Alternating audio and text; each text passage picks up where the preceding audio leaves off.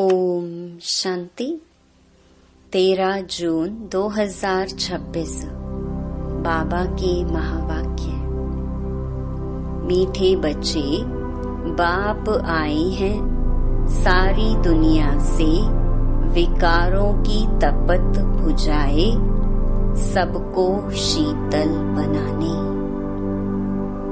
ज्ञान बरसात शीतल बना देती है। प्रश्न: कौन सी तपत सारी दुनिया को जला रही है? उत्तर: काम विकार की तपत सारी दुनिया को जला रही है। सब काम अग्नि में जलकर काले हो गए हैं। बाप ज्ञान वर्षा से उन्हें शीतल बनाते हैं। जैसे बरसात पड़ने से धरती शीतल हो जाती है, तो इस ज्ञान वर्षा से 21 जन्मों के लिए तुम शीतल बन जाते हो। किसी भी प्रकार की तपत नहीं रहती। तत्व भी सतो प्रधान बन जाते हैं। कोई भी तपते नहीं है। ओम शांति। रूहानी बच्चे किसकी याद में बैठे हैं?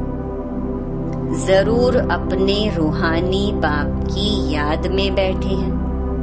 रूह अपने परमपिता परमात्मा की याद में बैठी है कि हमको रूहानी बाप आकर रिफ्रेश कर शीतल बनाए। क्योंकि कामचिता पर बैठ भारत जल मरा है। गाते भी हैं तपत बुझाए, तपत काहे की? काम चिता की। बहुत तपत होती है तो मनुष्य मर पड़ते हैं। इस काम चिता की तपत में भारत एकदम जल मरा है। इसीलिए बाप को याद करते हैं कि आकर शीतल बनाओ। बरसात पड़ने से शीतलता हो जाती है, धरती शीतल हो जाती है। यह तो बरसात है ज्ञान की। एक ही बार आकर इतना शीतल बनाते हैं, इतना सब कुछ दे देते हैं, जो सतयुग में कोई भी चीज की उत्कंठा नहीं रहती है। आधा कल्प उत्कंठा में रहते आए हो। बाबा आकर शीतल बनाओ। पतित पावन बाप आकर हमको शीतल बनाए। इस ज्ञान वर्षा से भारत अथवा सारी दुनिया शीतल हो जाती है। तुम स्वर्ग के मालिक बन जाते हो। मनुष्य मरते हैं तो कहते हैं स्वर्गवासी हुआ। वह तो सिर्फ मुख मीठा करते हैं। तुम जानते हो स्वर्ग की अब स्थापना हो रही है। बाबा आया हुआ है। यह ज्ञान वर्षा कर रही है। शीतलता का असर 21 जन्म रहता है। वहाँ ना बरसात ना किसी भी चीज की इच्छा रहती है। सदैव बाहर ही बाहर रहती है। वहाँ कोई भी प्रकार का दुख नहीं रहता। सूर्य भी सतो प्रधान बन जाता है। कभी तपत नहीं दिखाते हैं। तुम सारे विश्व के मालिक बन जाते हो। अभी तो गुलाम है ना। गाते हैं मैं गुलाम तेरा। बाप को याद करते हैं। अब बाप कहते हैं तुम्हारी सेवा में मैं तुम्हारा गुलाम आकर बना हूँ। तुम बच्चों की सेवा करता हूँ।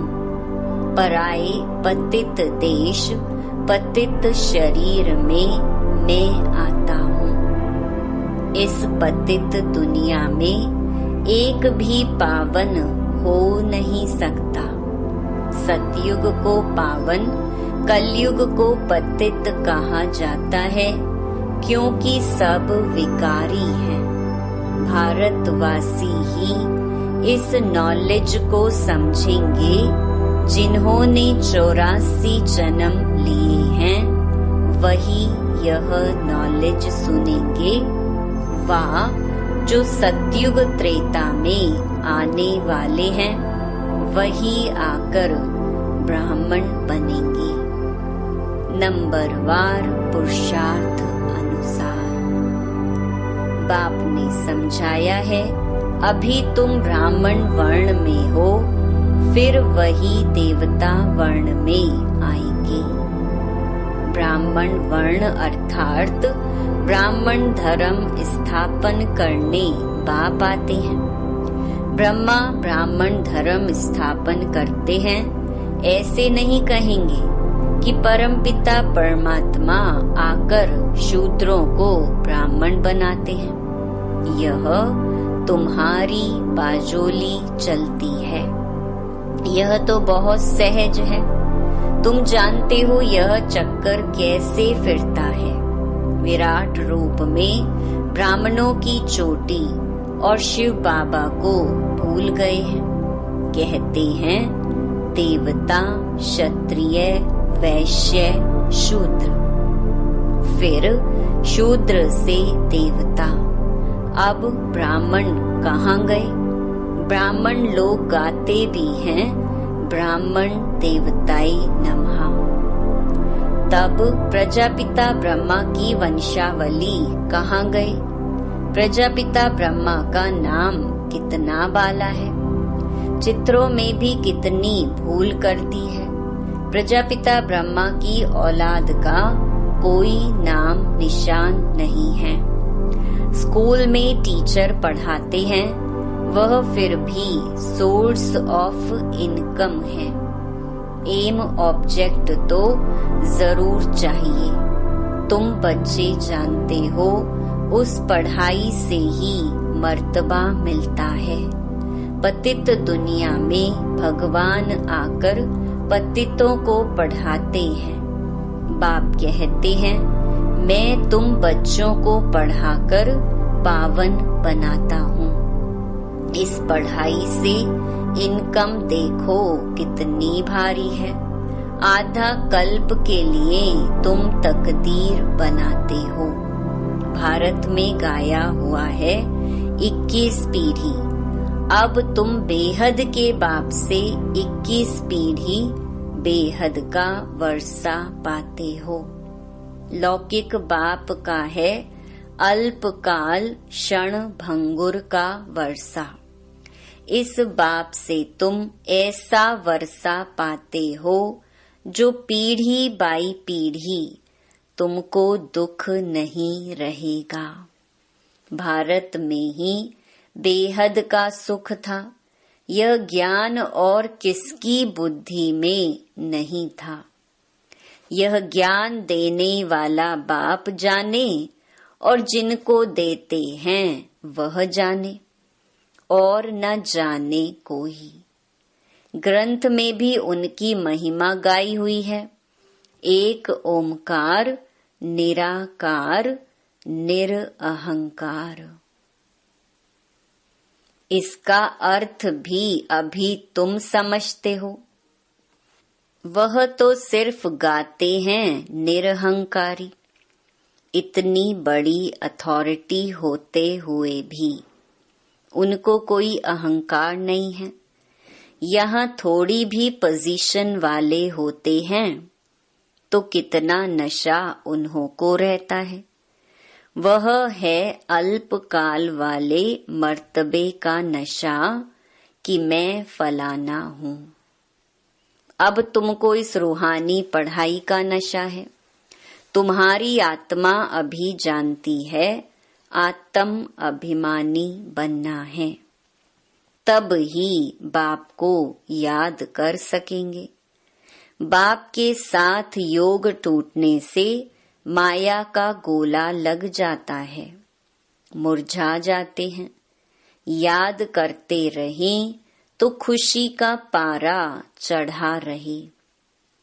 कोई बड़ा इम्तिहान पास करते हैं तो खुशी होती है, समझते हैं बस इसके ऊपर कोई और पढ़ाई नहीं है। तुम भी जानते हो हमारी इस पढ़ाई से ऊंच और कोई पढ़ाई है नहीं। इन लक्ष्मी नारायण ने पास्ट में जरूर ऐसी पढ़ाई की है। राजयोग सीखे हैं तब महाराजा महारानी बने हैं। राजयोग तो मशहूर है। परमपिता परमात्मा आकर राजयोग सिखाते हैं स्वर्ग के लिए। कहते भी हैं पास्ट में ऐसे कर्म किए हैं तब यह बने हैं। तुम जानते हो इस जन्म में हम ऐसे कर्म सीखते हैं जो भविष्य 21 जन्म के लिए राज्य करेंगे, व स्वर्ग में विराजमान होंगे। यथा राजा रानी तथा प्रजा भी है ना, राजधानी है ना। बाप आया है राजधानी स्थापन करने। फिर तुम जाकर 21 जन्म पालना करेंगे। 63 जन्म तो दुख भोगा है, वह सब खत्म हो जाएंगे। भारत को स्वर्ग कहा जाता है, अभी तो नर्क है। सृष्टि कितनी बदल गई है, वह राजाई कहाँ चली गई। रावण राज्य शुरू होने से फिर तुम पतित बन जाते हो। बाप कहते हैं तुम अपने 84 के चक्कर को नहीं जानते हो। अभी तुम बच्चों को बार बार समझाया जाता है, तुमने 84 जन्मों का चक्कर पूरा किया है। अभी तुम्हारा यह अंतिम जन्म है। अब फिर से अपना वर्षा लेना है। तुमको मुक्ति धाम में बैठ नहीं जाना है। तुम्हारा ऑल राउंड पार्ट है। ऐसे बहुत हैं जो सतयुग से लेकर द्वापर कलयुग तक भी मुक्ति धाम में रहते हैं। ऐसे नहीं कहेंगे यहाँ आने से मुक्ति धाम अच्छा है। वह तो मच्छरों सदृश्य हो गया, आया और यह गया। मनुष्यों की महिमा गाई जाती है। यह मंदिर किसके हैं? जो शुरू से लेकर पार्ट बजाते आए हैं, उन्हों के ही यादगार बनते आए हैं। पिछाड़ी में जो आते हैं उन्हों का यादगार है क्या? कुछ भी नहीं। तुम्हारा कितना भारी यादगार है। सबसे जास्ती तुम पार्ट बजाते हो। तुम अपनी प्रारब्ध का टाइम पूरा कर जब भक्ति मार्ग में आते हो, तब फिर तुम्हारा यादगार तथा शिव बाबा के मंदिर बनने शुरू होते हैं। फिर और धर्म आते हैं, उन्हों का धर्म स्थापन होता है। तुम अपनी हिस्ट्री ज्योग्राफी भी जानते हो और सब धर्म वालों की भी जानते हो। 84 जन्मों की सीढ़ी है। पहले हम स्वर्ग में आते हैं, फिर उतरते कैसे हैं, यह तुम्हारी बुद्धि में है। हर एक जन्म में भिन्न नाम रूप वाले मित्र संबंधी आदि मिले हैं। यह सब ड्रामा में तुम्हारा पार्ट पहले से ही नोंधा हुआ है। यह बेहद का ड्रामा है जो हूबहू रिपीट होता है। तुम जानते हो हम 100 देवी देवता थे जो 84 जन्म ले शूद्र बने। फिर हम 100 देवी देवता बनते हैं। मनुष्य तो कह देते आत्मा 100 परमात्मा। वास्तव में हम सो का अर्थ यह है। वह फिर कह देते आत्मा सो परमात्मा, परमात्मा सो आत्मा। रात दिन का फर्क है ना। तुम अभी इन सब बातों को जानते हो। तुम अभी पांडव बने हो। कौरव पांडव भाई भाई थे ना। अभी बाप मिला है तो तुम कौरव से पांडव बने हो। बाप तुमको दुख से लिबरेट कर गाइड बन ले जाते हैं। घर का तो किसको पता नहीं है।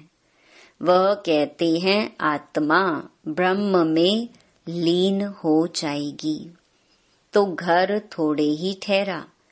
घर में तो रहा जाता है। उनको इनकॉर्पोरियल वर्ल्ड कहा जाता है। अभी तुम बच्चे जानते हो हम निराकारी आत्मा निराकार वर्ल्ड में बिंदी मिसल निवास करते हैं। वहाँ भी निराकारी झाड़ है। यह ड्रामा बना हुआ है। बीज और झाड़ को जानना है। इसका नाम ही है वैरायटी धर्मों का झाड़। यह मनुष्य सृष्टि है। इनका बीज रूप बाप है। कितनी वैरायटी है। हर एक धर्म वाले के फीचर्स न्यारे।